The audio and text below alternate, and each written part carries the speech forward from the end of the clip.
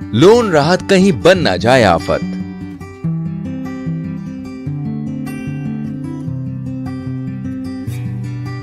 एक बात कहूँ, ये जो 3 महीने के किश्त के पैसे बच रहे हैं, क्यों ना हम इसे चुटकी के लिए बैंक में फिक्स डिपॉजिट कर दें? सुझाव तो बढ़िया है, लेकिन ये तुमसे किसने कहा कि हमें 3 महीनों तक लोन की किश्त नहीं देनी है?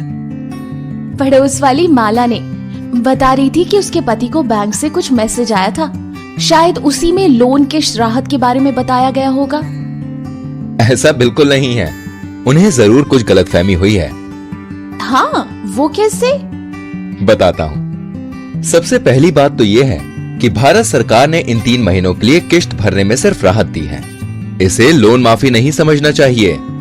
ओह, तो इसका मतलब है कि इन 3 महीनों की लोन किश्त आगे चल के चुकानी पड़ेगी?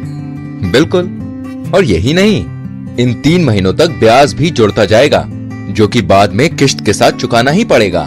ओह, दूसरी बात, ये राहत केवल उन लोन धारकों के लिए है जिनका लोन खाता या आउटस्टैंडिंग अमाउंट रेगुलर है, यानी कि जिन्होंने अब तक समय पे अपने लोन की सारी किश्तें चुकाई हैं और 1 मार्च तक जिनका लोन खाता रेगुलर था।